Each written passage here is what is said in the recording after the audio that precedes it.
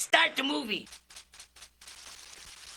Alright, do I have an episode for you guys today? So, to start off with, right here, the mocking tongue. I'm not going to read too much of it, but right here it says, Isaiah 57:4, who are you mocking? At whom do you sneer and stick out your tongue? Now we're going to watch a segment of Jim Carrey where he gives an interview on Jimmy Fallon, I believe it is, where he does the all mocking tongue.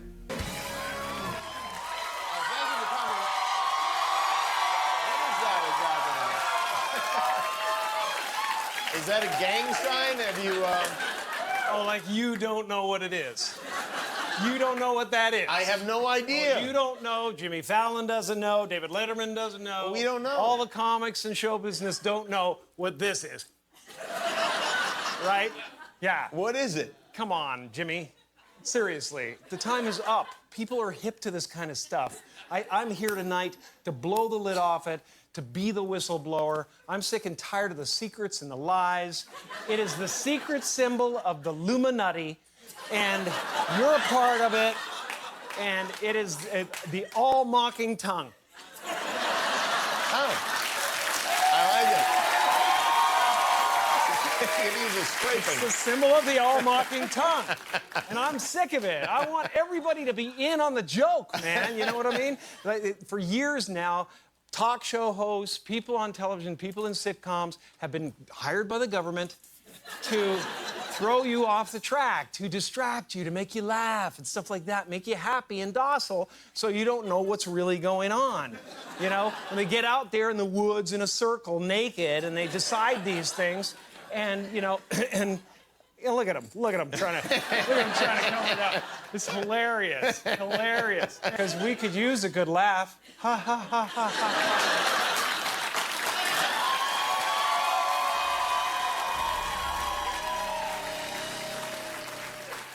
So now that we have seen Jim Carrey do his all mocking tongue, I'm going to go a little more into detail about this. Right here it says, the Bible repeatedly condemns the act of mocking, particularly when done with a mocking tongue. Again, who are you mocking? At whom do you sneer and stick out your tongue? I have pulled up Isaiah 57 for us. I am using the New King James Version and the New International Version because it's more modern, so it's more understandable. But to start off with, we have right here, but you, come here, you children of the sorceress, you offspring of adulterers and prostitutes. Who are you mocking? At whom do you sneer and stick out your tongue? Are you not a brood of rebels, the offspring of liars? At whom do you sneer and stick out your tongue? For whom do you sneer and stick out your tongue? Look at all these people, right?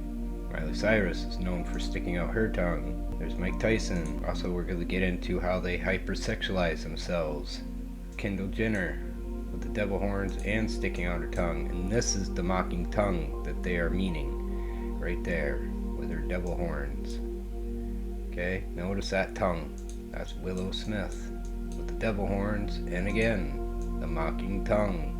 Whom do you sneer and stick out your tongue? Are you not a brood of rebels, the offspring of liars? Again, the tongue, devil horns. Grace Jones, the tongue, devil horns. Celine Dion, why even, like, that looks ridiculous. So what is she doing that for, other than to mock, right? There's Nicki Minaj, devil horns, and the all mocking tongue. Do you see her pinkies? Pink, pink, those are pinkies.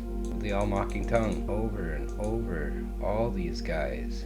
Heather Morris, I don't even know who that is, but again, devil horns, the all mocking tongue, the Longoria, if I pronounce that right. Gerald Butler, really guy. He's like full on loving that one. He's like, yeah. We'll get into Miley a little bit more, but again, she is all about sticking out that tongue, mocking. Madonna, that's what I'm talking about right there, the full on, all out tongue. Not this little cute one, Marilyn Manson. Don't screw up your makeup, guy.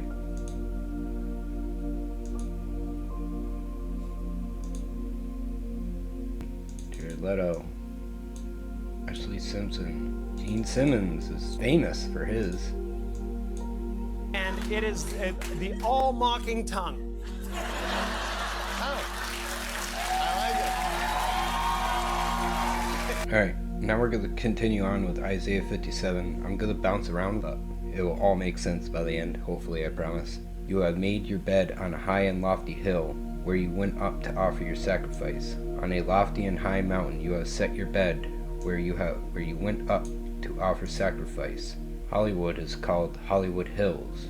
On a high and lofty hill. Hollywood Hills sign is on Mount Lee in the Hollywood Hills, which are part of the Santa Monica Mountains. Mount Lee overlooks the Hollywood district of Los Angeles. The Lost Angels. The Lost Angels. 57.5. You burn with lust among the oaks and every other spreading tree. The holly tree doesn't directly refer to the holly tree as a symbol of magic or protection, although the name Hollywood is linked to the area where the holly tree were once prevalent.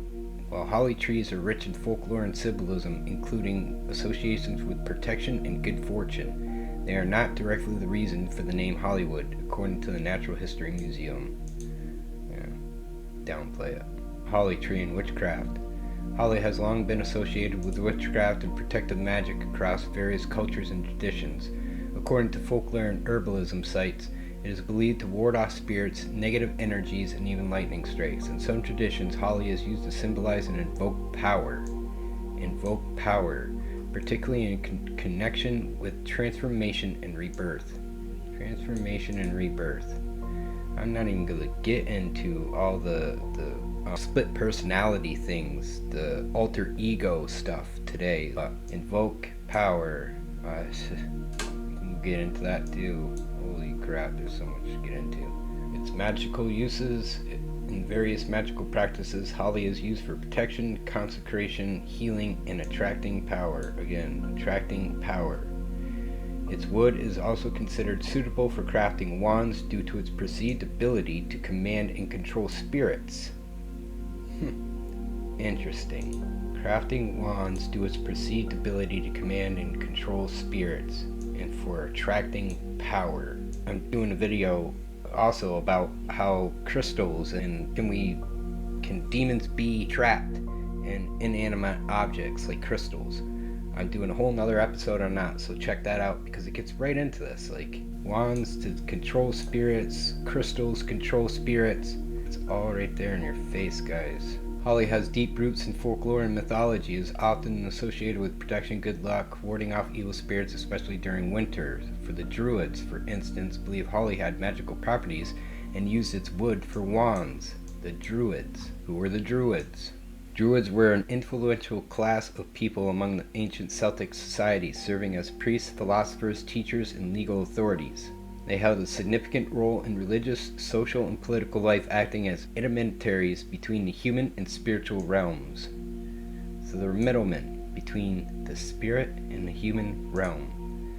Druids were known for their knowledge of law, medicine, astronomy, especially their mastery of oral tradition and lore.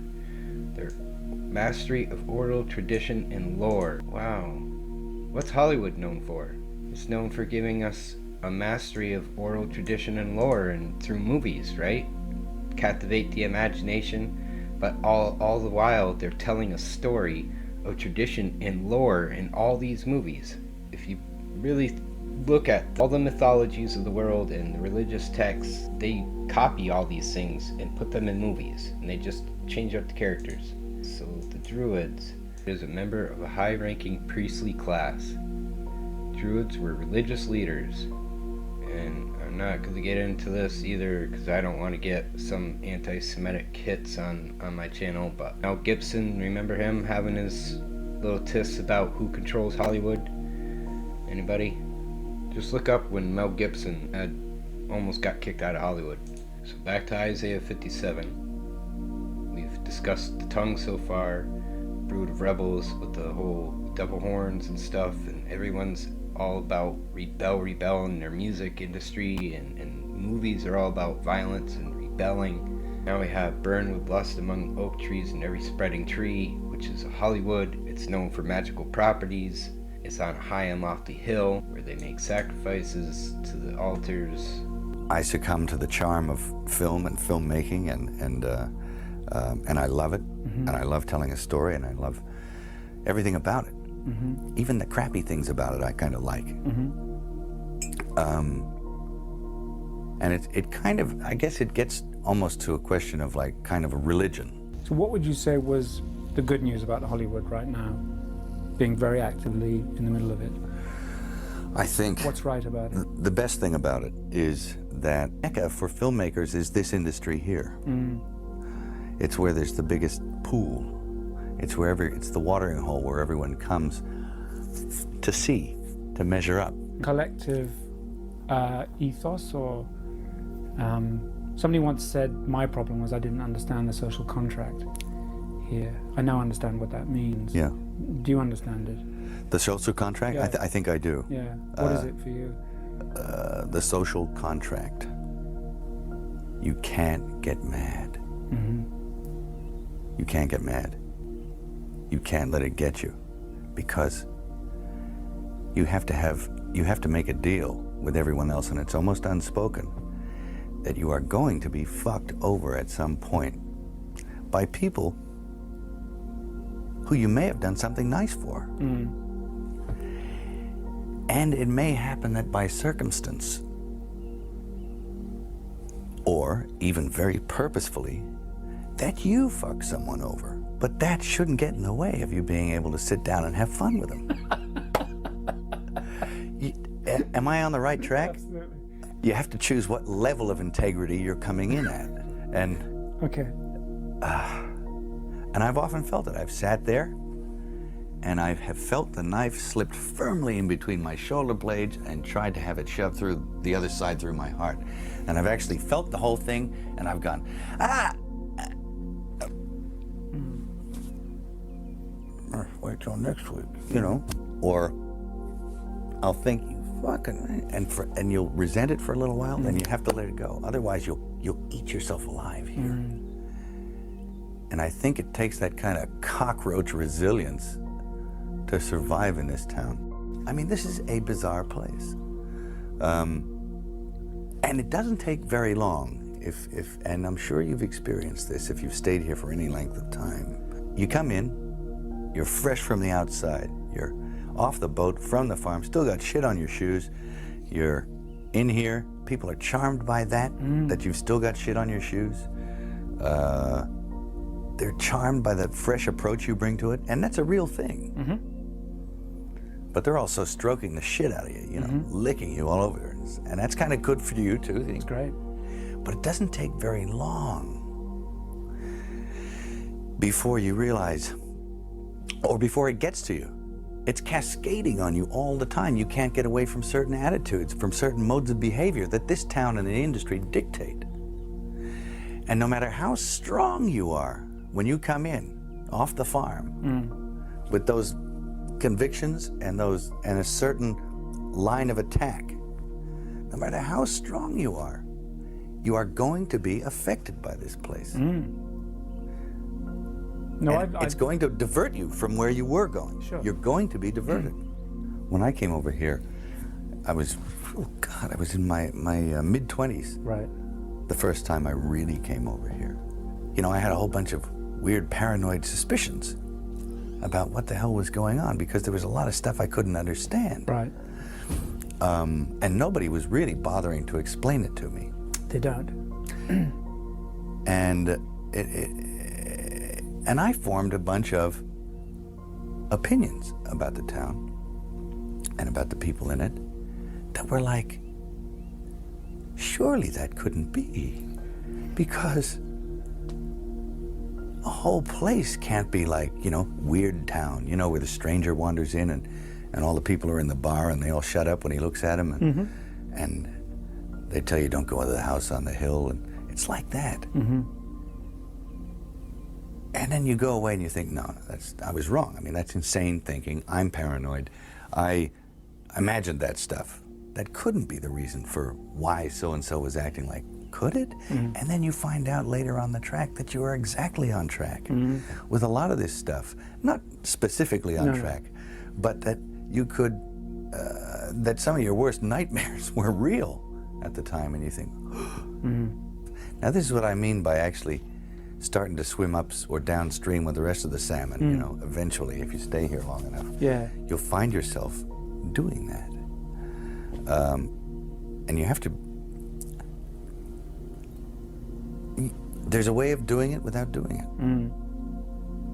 That takes time. And it takes relaxation.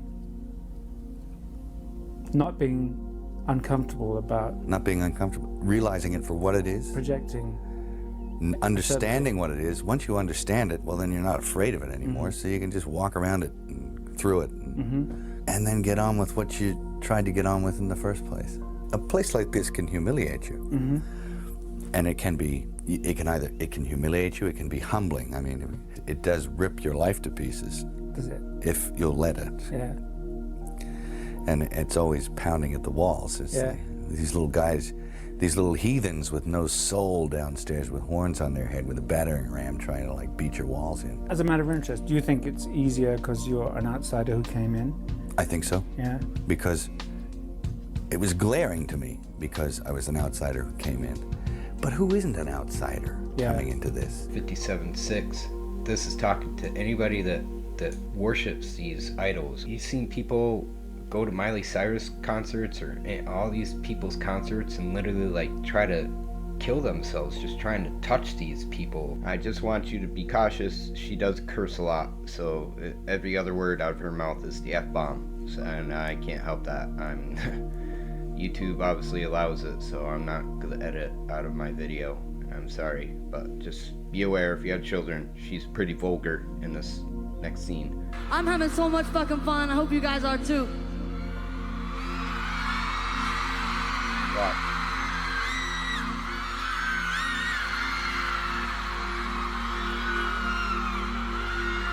Damn, that was fun.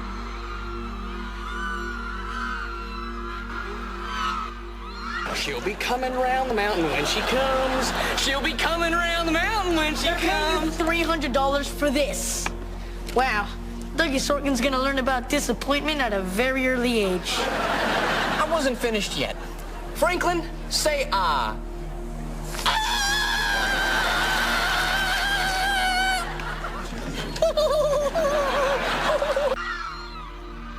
Uh-oh.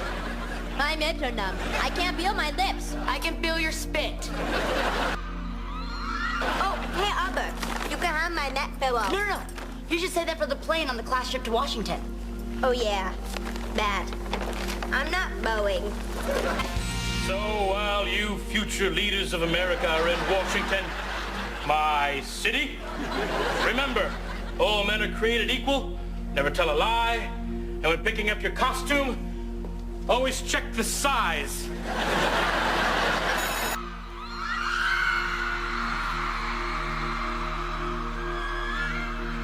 Hey, look at you guys over here. Can I do the same thing? Are you guys as nasty as the girls over there or no? I wasn't finished yet. Franklin, say ah.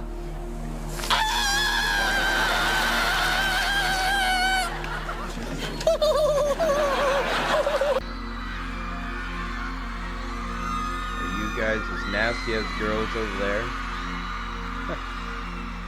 All right. I think you guys up here in the front are wet enough for right now, but for all of you guys in the back, this one's to get you as wet as these bitches up front. Hey, how you doing? And what do you want for Christmas? To be in the front for once? This song is called Get It Right. And on to the bed. And that's where we end right there. I can't play the music, but onto the bed to lust after their naked bodies. So if you thought that what I've shown you so far is kind of strange, wait till I show you this next section. We're going with Isaiah 57:6 here. The idols among the smooth stones of the ravines are your portion. Indeed, they are your lot. Yes, to them you have poured out drink offerings and offered grain offerings. In view of this, should I relent? God asks. The idols among the smooth stones of the ravines are your portion. Let me start with the geology of all this. The smooth stones and the ravine, okay? What is a ravine? A ravine is a deep, narrow valley with steep sides, often formed by erosion from running water. The valley of a hill is called a ravine. Where the water all collects is a ravine. A river runs through a ravine. Is Hollywood located in a ravine?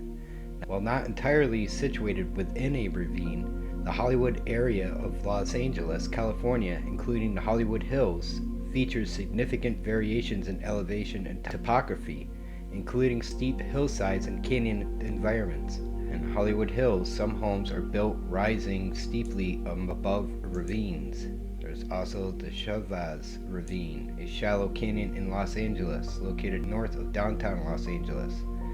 In summary, Hollywood isn't solely confined to a ravine, but the Hollywood Hills area, a part of Hollywood, encompasses steep hillsides and ravines as part of its diverse topography. So yes, Hollywood is near a ravine, and it says the idols among the smooth stones of the ravine. Idols of the smooth stone. You know what that reminds me of? These. The Hollywood stars. Idols of smooth stone. What are the Hollywood stars made of? They are made of this stuff, aerosol. It is a composite material made of marble, granite, quartz, glass, and other suitable chips. So it's a stone. Polished stone. Has a polished finish and is waxed to a final shining state, resulting in a smooth finish. Smooth stone of a ravine. The idols among the smooth stones in the ravine. Like, oh my god, bro, it's so crazy. Not entirely in a ravine, but it's situated around ravines, and then you have idols of smooth stone in this ravine. On to the next part of 57:6.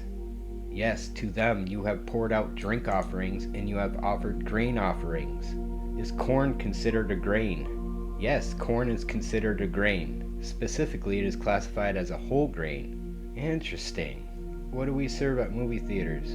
A movie theater concession stand is a designated area where moviegoers can purchase snacks and drinks to enjoy during the show. These stands are a common feature in cinemas, offering a variety of treats like popcorn, candy, and beverages. Popcorn, candy, and beverages, and are a key part of the movie-going experience. Corn is considered a grain, and you have popcorn, beverages.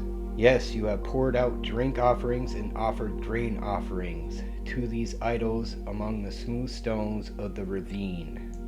Once again, Hollywood can't get any clearer. I want to add right here too, is this pouring out the drink and the grain offerings? Where in the Bible does it say that you put offerings at altars? What is a movie theater? An altar.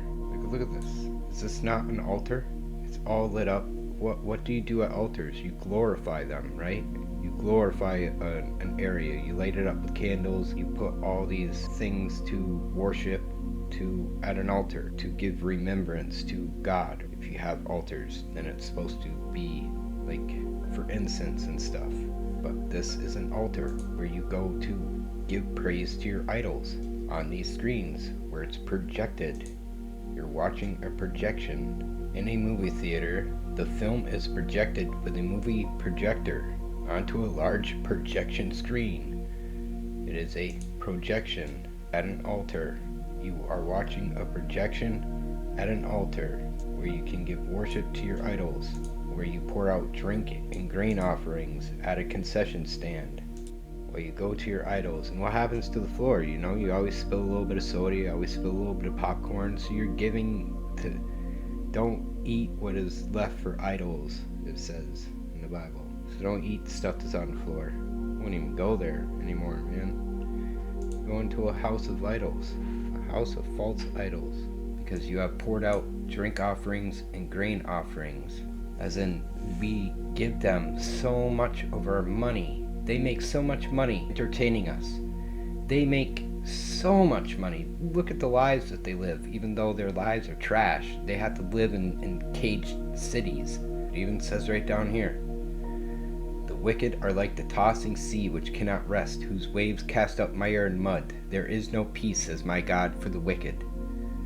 You wonder why these guys can't leave their homes without paparazzi, right? Or 1,000 fans swarming their vehicles trying to get a picture with them or an autograph. There is no rest for the wicked.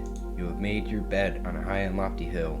Isaiah 57:8. Let's read this one. This one's the craziest one right here. Behind your doors and your doorposts you have put your pagan symbols. Forsaking me, you have uncovered your bed. You have climbed into it and opened it wide. You have made a pact with those whose beds you love, and you have looked with lust on their naked bodies. I can't play the audio for copyright purposes, but this is Miley Cyrus, Banger Tour. She's on a bed. And sexual transgression. You're lusting after their nudity. So here she is, on a bed. Sexual perversion. Lusting after their naked bodies, the all-mocking tongue. My God. Oh, Atlanta. Now he's with a midget. That's a midget right there.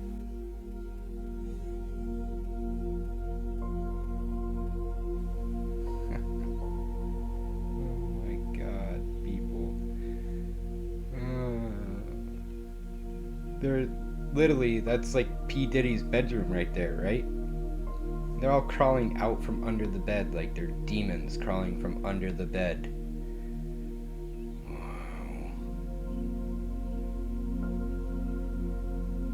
Oh my God.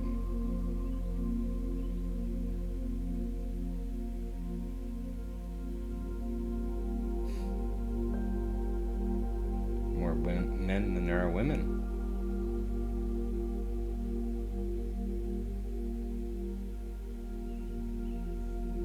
Anyways, you get the point, right? Yeah, there's another man. More men than there are women. Now we're getting in P. Diddy parties here. What is going on in these industries? Do we not see women portraying themselves half naked all the time? In the movies that are being made, they're woefully short on interesting female parts. Yes, they Women are. tend to kind of pop up and sort of endorse men, take their clothes off if they're in a good enough shape, and leave. Yeah. And one of the actresses I spoke to, actually, I came up with what I thought was a pretty smart thing, which was saying, I said, at what point do you see the decline in women's roles? He said, the moment women took their clothes off, and it became a given, then seemed to be a lack of respect and a dropping off of interest in other points of interest about women. You know? There's a producer I know, successful producer, I will not mention names, but his whole opinion about women on film, from beginning to end, is very brief. He says, women on film, either naked or dead. Both is better. And it's like, whoa, ooh. The man has got a spiritual malady for a start. I mean, the scary thing is that I think a lot of people think that. Maybe not to that extreme. There are people, well-meaning people, and you find that the woman and the woman's role in a film becomes some sort of just appendage to the man. And I can see why they're not too fulfilled in doing that. And you have saw their nudity. You have forsaken me, and you uncovered your bed. You climbed into it and opened it wide. You have made a pact with those whose beds you love, and you have looked with lust on their naked bodies. Oh my God. And I'm sorry for making you lust after that. If you were lusting after that, it's an illusion, guys. It's just there. It's a glimmer of illusion. I'm not playing the audio because I don't want to get copyrighted. Just watch the audience, the fans here.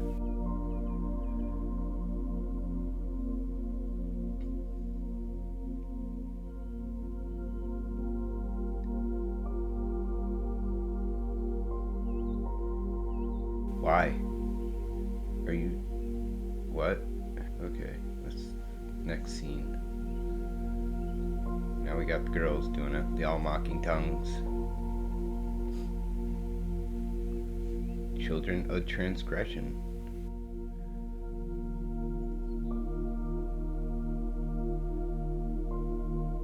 All these people went from watching Miley Cyrus on Hannah Montana to now Miley Cyrus, the OnlyFans star. She started a whole breed of OnlyFans girls. It's all the Lilith empowerment, the Lilith movement.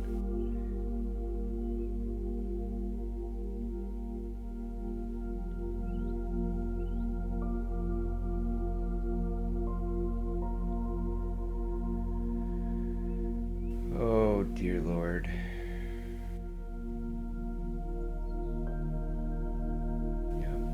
so cool. It's trendy, you know, it's trending. Stick that tongue out, do your devil horns. Wow, he looks old enough to be your dad. Is that somebody's mom? I'm so confused.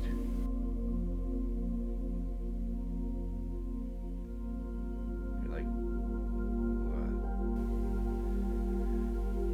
You guys might as well start having orgies while you're at it. Like, oh my god, okay. I'm gonna do a voiceover for this music video, Abracadabra by Lady Gaga, because I, again, don't want to copyright on this video. So you're just gonna have to listen to me talk about her singing. But I want you to pay attention to the music video itself. We have her dressed in white, which represents angelic beings, and then there's a woman in red, another version of herself, an alternate ego, who is the devil. And when you're seeing the devil scenes, I'm going to slow them down in slow motion afterwards to show you. We're looking at the woman in red. There's a sexual expression on her face. And this woman in white, she's the center of an orgy. And the magic of the dark moonlight. See, now I'm not sure what happens. Must be afterwards. And then she gets to rage out because she was essentially forced into it. Must be. Because now she's pissed, screaming.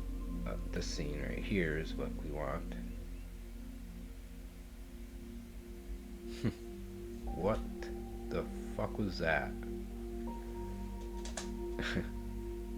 She's jerking off. As if it's Baphomet, you know, thing with the boobs and the phallus. Oh my god, people. Unbelievable, right?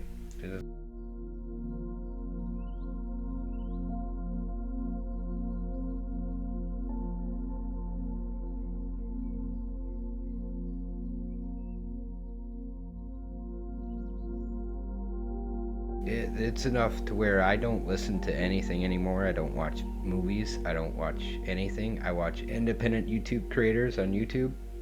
I like a lot of their content, you know, like the explorers and other people that talk about the crazy stuff going on in the world. I listen to Christian rap and meditation music, and that's about all I listen to. I don't care for anything anymore because it's all this. It's all this madness. Absolute madness. I mean, even look at the name of the song even is Abracadabra, a magical word. So it's like it's pure sex magic. That's why I left it on silent, and I'm not ever gonna play the lyrics to this one because it's a sex magic song. There's nothing wrong with watching it work.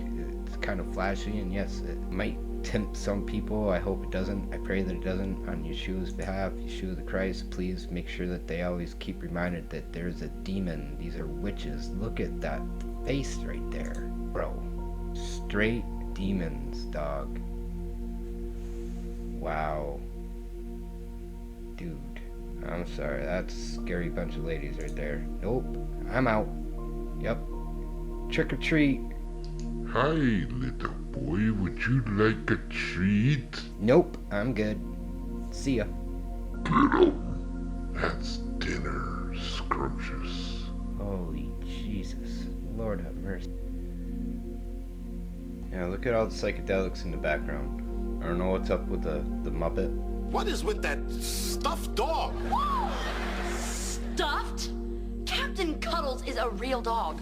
Real, I tell you.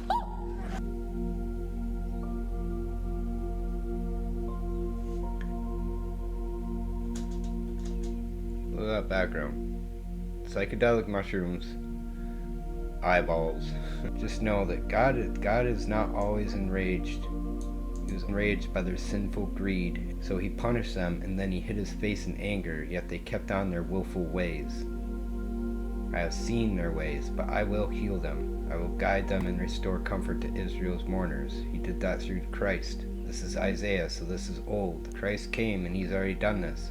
But the wicked, they've continued on with this. This is the Old Testament, guys, and it's deja vu all over again. It is deja vu all over again because Matthew 24:37-39, and Yeshua said, "But as it was in the days of Noah, so shall it also be the coming of the Son of Man be.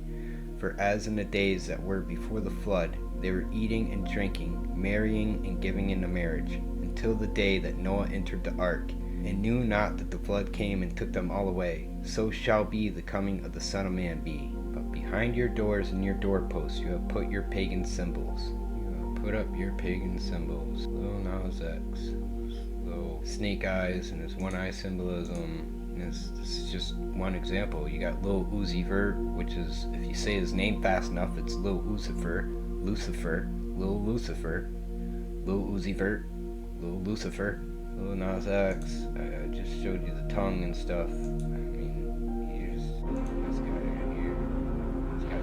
He sticks his tongue out. All-seeing eye. See that? This is Ramenstein. All-seeing eye, sticking his tongue out, drooling some weird stuff out of his mouth.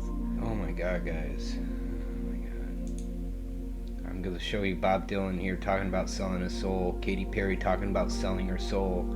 Like, whereas fame used to be the byproduct of success, and now it's the ultimate goal. And if your ultimate goal is to be famous, then you're gonna do a lot to get there. Like, sign your name in blood in a contract with the devil. Like, you're gonna end up on a one-way street and it's going nowhere. Like, that's just the truth. I've seen so many people, like, forsake their moral code and their value systems just for a little bit of fame, and it's not worth it at the end of the day. It's really not worth it. You wrote Blowing in the Wind in 10 minutes, is that right?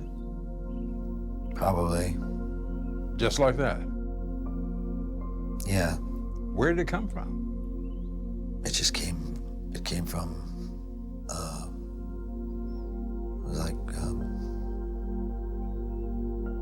right out of that wellspring of creativity, I would think, you know. You ever look at music that you've written and look back at it and say, whoa, that surprised me? I used to. I don't do that anymore. I don't know how I got to write those songs. What do you mean you don't know how? Well, those early songs were like almost magically written.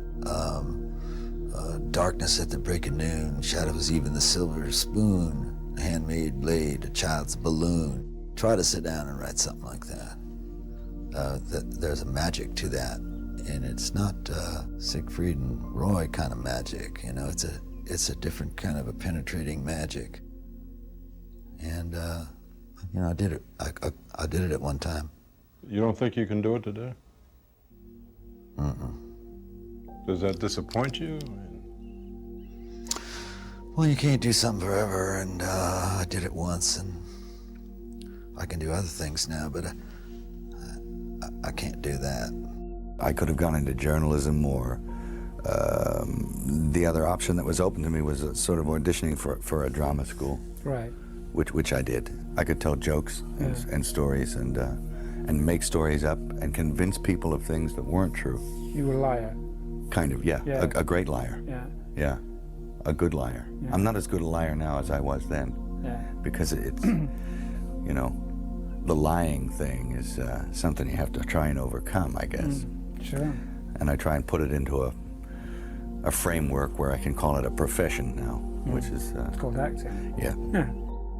I can't say that I have a method. No. I don't think I do. I mean, there is method, but I find that it constantly shifts and changes, and I think that that's a good thing. I'm not sure. I was educated in the way of theater craft and stuff was a very British way of doing things, which meant technique. Yeah, they're all in favor of actually feeling a real emotion and doing that. Yeah. But they just say you're not going to be able to summon that every time, and even if you could summon that every time, you would die young. Yeah. So that you have to be able to at least fake it well. There's a magic to that, and it's not Siegfried and Roy kind of magic. You know, it's a different kind of a penetrating magic. Why do you still do it? Why are you still out here? Well, it goes back to the destiny thing. I mean, I made a bargain with it, you know, a long time ago, and I'm holding up my end. What was your bargain? To get where I am now. Should I ask who you made the bargain with? with the chief commander. On this earth? And on this earth, and then in a world we can't see. 1. Katy Perry. Katy, whose real name is Catherine Elizabeth Hudson, grew up as a PK or a pastor's kid with 2 evangelical Christian pastors as parents. In her sheltered home, she wasn't allowed to check out worldly music artists. We knew about Madonna and Marilyn Manson in my family because we picketed their concerts. Once, while handing out pamphlets at a Manson concert, Perry went inside and, to her surprise, found it really interesting and weird. I got it, she said. Interesting. Because years later, she said this. But yeah, I mean, I released a gospel record when I was 15 because I grew up in, a household where all I ever did was listen to gospel music, and my parents are both traveling ministers. And so I kind of sang about, what was going on in my life at 15, and that's how I got introduced to the music industry. I swear I wanted to be like the Amy Grant of music. Yeah. But it didn't work out, and so I sold my soul to the devil. Katy Perry is now known to throw around a lot of satanic, occult, and pagan symbols, including references to Egyptian gods, Freemason imagery such as the checkered board at her Super Bowl performance, snakes, which according to the Bible is a symbol of Satan, and aliens, which actually is a reference to demons. Check out our free documentary on aliens, Disclosed, to find out more. Prince. The high-pitched singer might have been mostly known for his hit song, I Wanna Be Your Lover, Have No Savior, Have No Faith, Never Look for Heaven's Gate, Devil's Children, No Love Inside, There is a Soul but It Has Died, and it cries, Dance with the Devil in the Pale Moonlight. Put your arms around him and hold him tight. Give up to the feeling and don't try to fight. He wants your soul and he wants it tonight. Close your eyes to love and die. In an interview with Oprah, Prince also shared how he has another person living inside of him. Could this be a demon he's invited in? During our conversation, the artist shared a very personal discovery he's recently made about himself. This is very interesting. Recent analysis has proved that there's probably 2 people inside of me, just like a Gemini, and we haven't determined what sex that other person is yet. Did you say I'm not even sure what sex it is, or he or she, or it is? Did you say that? Yeah. I thought I heard that. What I'm getting from you is that you were very much in touch with both sides of yourself, your masculine and feminine side. Oh, yeah. Yeah. And always have been. It's No, literally, like another personality you're talking about. Well, what they seemed to find was that it was someone I had created when I was 5 years old. Really? For whatever reason, I'm not sure yet, but I hope to find out. And you found out that there is another person living inside you. This is turning into a Sybil interview. Yeah, no. Does that person have a name that we could call? That's what is so interesting to me, is that I think that's why I changed my name. I think that's who I am now. Really? I very much feel divorced from Prince. You really do. Beyonce. If you think that Prince's extra personage that he has inside of him was just him playing around with an alter ego, listen to what Beyonce said in an interview with BET. And I remember right before I performed, I raised my hands up, and it was kind of the first time I felt something else come into me, and I knew that was gonna be my coming out night. And I'm really kind of shy, and not really shy, but more reserved, and nothing like Sasha. But I guess I wouldn't be very entertaining on the stage, so Sasha comes out, and she's fearless. You know, she can do things that I cannot do when I'm in rehearsal. I mean, I can try, but then it just doesn't happen. I can sing notes and sing strong and do all these things that when I'm just by myself, I can't do. So, like when you're getting ready to go on stage and perform, does Sasha Fierce, when does she show up? Usually when I hear the crowd, when I put on my stilettos, when, like the moment right before when you're nervous and that other thing kind of takes over for you. And it's no different from anyone else. I feel like we all kind of have that thing that takes over. Beyonce is again one of those celebrities who grew up Christian, but seems to have lost sight of their religious upbringing, even going as far as embracing satanic and pagan symbolism. Here, the singer is seen dressed up in a motorcycle costume, hinting at the goat of Baphomet, a symbol of Satan. She tends to throw up the Illuminutti triangles a lot, and of course, she's dressed up as a sun goddess or has had references to the sun god on numerous occasions. In the ancient days, the sun god was also known as Baal, which again is just another version of a god that is technically Satan. Billie Eilish. I remember when her new song, All the Girls Go to Hell, was released back in 2020. Millions of people waited for the premiere on YouTube to watch the music video as soon as it came out. Currently, it has over 230 million views. What's crazy is the connection between this music video and the one for her song, Bury a Friend, which are both part of the same album. In Bury a Friend, Billie Eilish sings about selling her soul to the devil. The debt I owe, gotta sell my soul, cause I can't say no, no, I can't say no. Then my limbs all froze and my eyes won't close.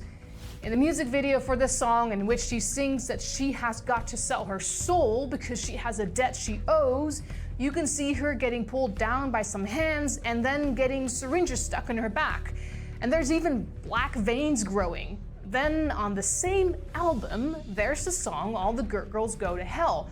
And this music video starts off with the syringes in her back as a continuation of Bury a Friend's music video, but now demon wings grow out of her back, after which she falls from the sky, just like Satan in the Bible got cast out of heaven. And war broke out in heaven. Michael and his angels fought with the dragon, and the dragon and his angels fought, but they did not prevail, nor was a place found for them in heaven any longer. So the great dragon was cast out, that old serpent called the devil and Satan, who deceives the whole world. He was cast to the earth, and his angels were cast out with him. Check out what Billie sings in All the Girls Go to Hell. All the girls go to hell, because even God herself has enemies, and once the water starts to rise and heaven's out of sight, she'll want the devil on her team. My Lucifer's lonely, there's nothing left to save now. My God's gonna own me, there's nothing left to save. The famous British pop singer has mostly had a pretty clean image, except that in an interview with Billboard, she said this. I kind of get possessed by the devil when I'm performing. I headbanged so hard that I got concussion, which is funny. And then of course we see Ellie rocking some Illuminati symbolism with the triangle and the snake as a reference to Satan, and the Pearl Jam triangle shirt, and a 666 shirt, and then we haven't even talked about her official logo yet. That's all over her merch. One of the most outrageously satanic artists lately is Lil Nas X. I mean, he has a music video in which he's literally twerking on top of Satan. The music video for his song Montero, Call Me By Your Name, starts off with a snake gliding toward Lil Nas X, sitting under a tree. Garden of Eden with the serpent vibes, anyone? According to Time magazine, the satanic snake-like figure that tries to tempt Lil Nas X is Lilith, which is the name for the Gnostic version of Lucifer. Gnosticism is a sect that stems from the 2nd century, which attempts to flip various concepts in the Bible upside down. One of those concepts, simply explained, is that Satan is actually good and brings enlightenment. God, according to Gnosticism, is the enemy. So this is what Lil Nas X is portraying in this video, which he expresses by twerking on the lap of this so-called good devil.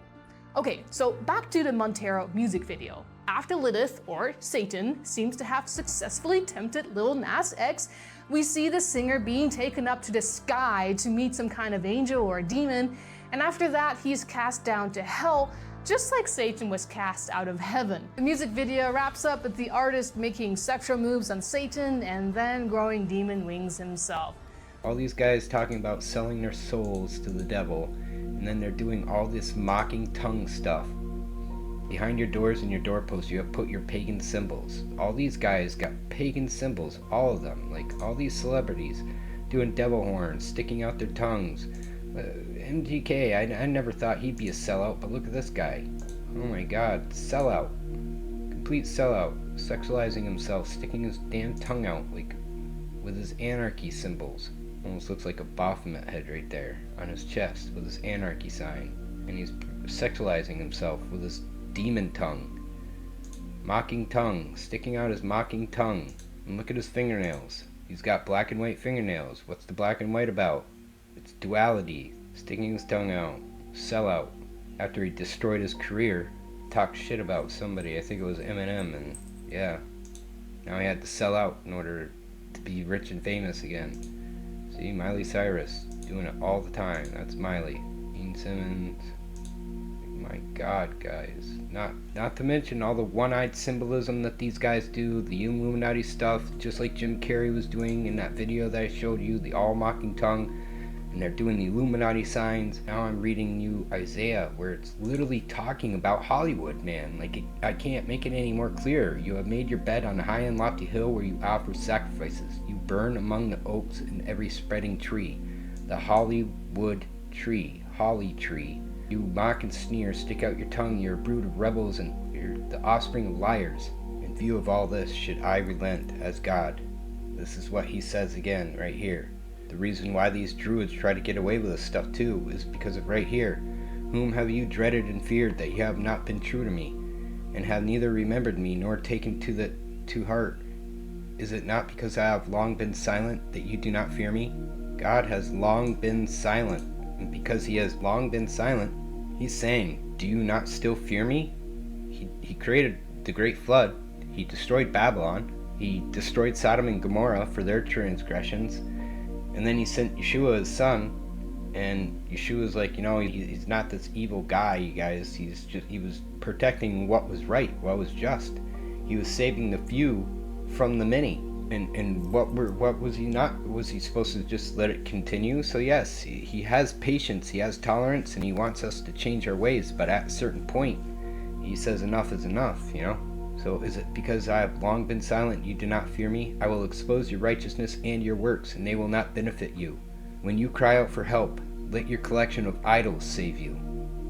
When you cry out for help, let your collection of idols save you. Right there. Let your Superman come save you. Let your Iron Man come save you.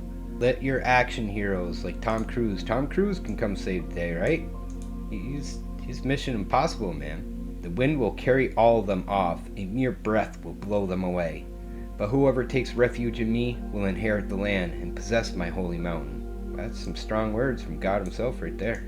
Your idols, the wind will just carry them away.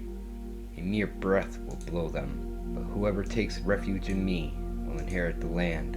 Will be said, build up, prepare the road, remove the obstacles out of the way of my people. For this is what the high and exalted one says, he who lives forever, he whose name is holy. I live in a high and holy place, but also with the one who is contrite and lowly in spirit, to revive the spirit of the lowly. And I revive the heart of the contrite. And I will not accurse them forever, nor will I always be angry. Again, like I was just saying, Yeshua came down to show us that God is not always angry. For when they would faint away from me, the very people I have created, I was enraged by their sinful greed. This is why we know that God has mercy. I was enraged by their sinful greed. I punished them and hid my face in anger, yet they kept on their willful ways. I have seen their ways, but I will heal them. I will guide them and restore comfort to Israel's mourners, creating praise on their lips. Peace, peace to those far and near, says the Lord, and I will heal them. This before Yeshua came. Yeshua fulfilled this promise. Isaiah is in the Old Testament. And again, wicked are like the tossing sea, they cannot rest. Whose waves cast up mire and mud, there is no peace, says my God, for the wicked. These guys trade their lives for fortune and fame. And for what cost? There's Juice WRLD sticking out his tongue with devil horns. And 2 lightning bolts, and Satan fell like lightning from the sky. Unreal, right? Devil horns, the all-mocking tongue, 2 lightning bolts. Satan fell like lightning from the sky. My God, guys. They know what they're up to. Do you guys know what they're up to? Behind your doors and your doorposts, you have put up your pagan symbols. I'm going to show you some scenes from Heidi Klum's Halloween party to get you to understand how much pagan worship there is going on between these Hollywood stars. And then I'm going to focus on Elon Musk and his mother for a minute. Heidi Klum's Halloween Party 2022. Julia Fox. We have Julia Fox here. What is she dressed as? A demon. She looks like a Yeti, actually, with demon horns. And obviously some little nudity going on. You know, you gotta expose the chest so that way somebody can lust after you as you're dressed as a demon. Julia Fox was wickedly sexy in a furry monster costume. The look features a daring chest cutout, long claws, and little horns. Nudity and pagan worship. Here's Elon Musk and his mom May. She's dressed as Cruella de Vil, and he's wearing his Baphomet suit of armor. That just so happens to have a Baphomet head on it and an upside down cross. Just show you that it costs $7,500. Elon Musk wears a $7,500 costume to Heidi Klum's Halloween party. Brings mom May as a date. $7,500 for some Baphomet. Elon Musk is literally adorned in red like the devil. Has Satan emblazoned at his chest and a sacrilege upside down cross on his chest. This guy is literally the Antichrist beast, and we all who know is the pompous one. Why would you pay $7,500 to promote the devil? Your pagan symbols. We have Ice-T and Coco. She's dressed like Vampira, sexy comic book vampire goddess. See? Sexualizing yourselves to get you to lust after them. And he's a vampire, a demon of the night. Heather Graham and John something. He's a Roman soldier and she's an Egyptian goddess. And then you have this super hyper sexualization. Amanda Lepore. What is that going on? Like, my god, that's scary, honestly. Amanda Lepore put on a truly eye-popping display. Yeah, she'd pop your eye out, alright. Them things. Those are so fake, my god. Oh, Lord. Elon Musk looks triumphant in satanic Halloween costume amid Twitter takeover backlash. Wow, I didn't even notice that. He had the upside down cross on his back too. And you paid $7,500 for this. Like I said, we're going to get into Elon Musk and his mom right here. Look at the one-eyed symbolism from this woman. What is this, guys? What is that? One-eyed symbolism with the 666 symbol. You see all these stars doing all this stuff. I mean, do you guys see it? Look at all the 666, 66, one-eyed symbolism.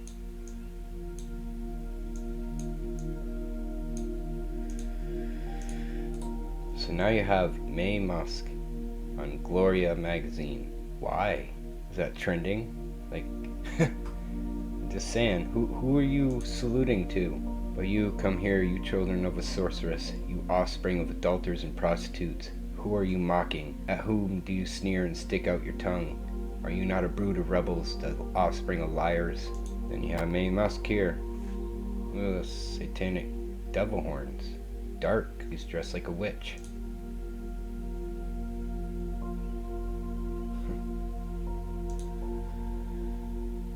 Here she's got even more one-eyed symbolism. May Musk. Look at it. Why do you think all these people do this one-eyed symbolism? Zechariah 11:16-17. For indeed I will rise up a shepherd in the land who will not care for those who are cut off, nor seek the young, nor heal those that are broken, nor feed those that are still stand. But he will eat the flesh of the fat and tear their hooves into pieces. Woe to the worthless shepherd who leaves the flock.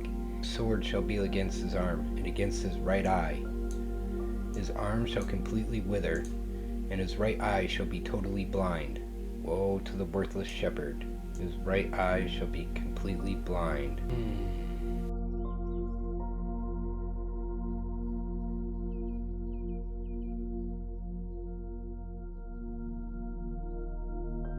It's just so in your face. It's like I don't even like watching anything anymore.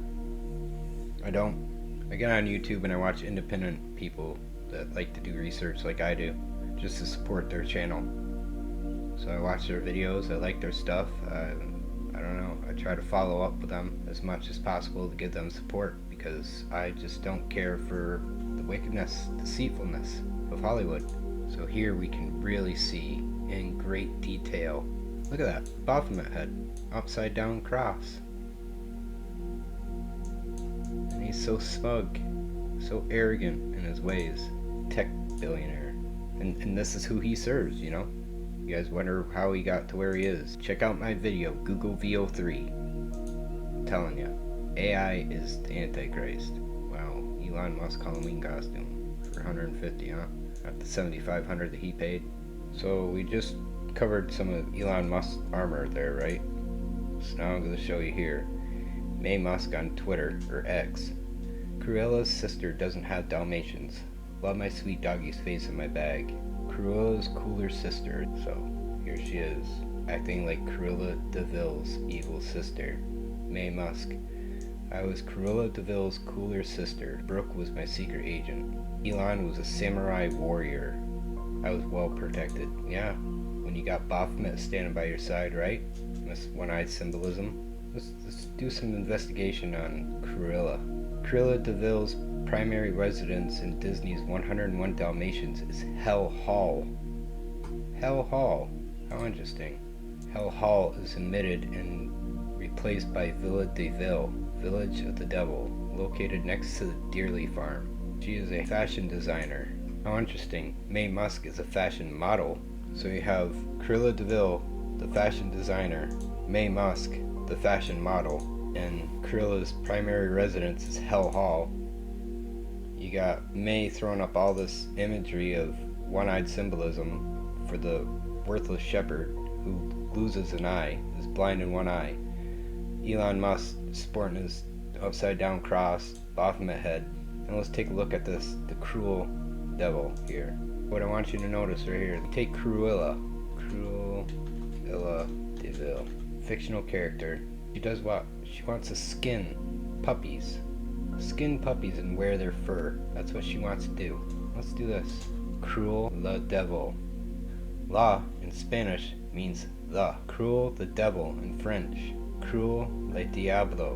When I took French, when you're talking about feminine, you use la in replace of li. So in both French and Spanish, you use la in Spanish to refer to a female, while using definite article le for masculine nouns. So because we're talking about a female, you would switch li for la. We're talking about Cruella, the cruel devil. The cruel devil. Do you see it? You see her name? You put a space between that L, those two L's. There's the male the right there, too. The cruel, the devil, the cruel. It's backwards. The devil, the cruel one, the devil. She wants to skin puppies and wear their fur, and it's right in her name, the cruel devil. And Elon Musk's mom was playing as the cruel devil while her son's wearing a devil costume at a Halloween party that I just showed you was full of sodomites and nakedness. But you come here, you children of sorcerers, you offspring of adulterers and prostitutes. Who are you mocking? At whom do you sneer and stick out your tongue? Are you not a brood of rebels and offspring of liars? You have made your bed on a high and lofty hill. You burn with lust among the oaks and under every spreading tree. Behind your doors and your doorposts you have put your pagan symbols, forsaking me, and you uncovered your bed. You climbed into it and opened it wide. You have made a pact with those whose beds you love, and you looked on with lust at their naked bodies. But the wicked are like tossing seas that cannot rest, whose waves cast up mire and mud. There is no peace, says my God, for the wicked. I hope this opens some of your eyes, and get right with Christ. If these guys praise the devil, why shouldn't you praise God? God created the devil. The devil is one of the fallen angels who rebelled and went against God. Turned against us, turned against God, turned against everything. Because he didn't think that we were worthy. Because we didn't want to give worship. We didn't turn to God. We went with our own will because we were given free will. We need to stop leading by our own desires, our own will, by the flesh. Turn back to Christ, turn back to God. Anyways, guys, sorry if that was depressing and whatnot, but it's right there for you guys to see. Isaiah 57. You can read it yourselves if you have a Bible. I've broken it down as best as I can, shown you things the best I can. I didn't want to make this too long of a video, so I might have missed some stuff, but if you don't get it by this, I don't know. Don't fear any of this stuff either, because we already know who wins. We already know who won. Christ won, right? He came, he saved us from our sins. We know that there's power over the darkness in him. And yes, there's some screwed up shit going on around the world, but it's all been prophesied to come. If you read your Bibles and you believe in the revelations, then you know that it's going to get bad before it gets better. And we're just living in the time, the most messed up time ever to be alive.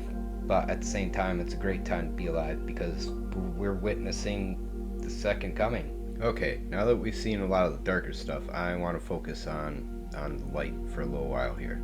Jesus spoke about the importance of protecting and valuing children. Okay, the reason why I'm talking about this is because Hannah Montana, Miley Cyrus, when she was Hannah Montana, was a child, but yet she was dealing with the consequences of her father's sin. Her father was literally on the show with her. He was trying to make money as well because his career as a musician was tanked. I mean, he wasn't really going very far. So him and his daughter joined forces and she became Hannah Montana. And now she's Miley Cyrus and she's rebellious and she's leading all sorts of other children into sin. And Jesus teaches in Matthew that causing a child to sin is a grave matter. So here we're going to read Matthew 18. And then Jesus called the little child to him, set him in the midst of them, and said, assuredly, I say to you, unless you are converted and become as a little child, you will by no means enter the kingdom of heaven.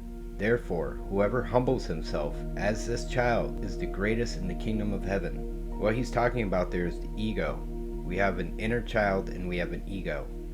Whoever is able to humble their ego and live like their inner child again, when we were brave, when we were courageous, before all the hurt, before everything hurt us.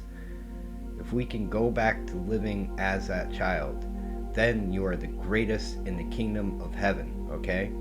So these type of people, whoever humbles themselves and they are converted by Christ, once you're converted, you become like a child. And whoever causes one of these little ones who believe in me to sin, it would be better for that person if a millstone was hung around their neck and he was drowned in the depths of the sea. Woe to the world because of offenses, for offenses must come, but woe to that man by whom the offense comes.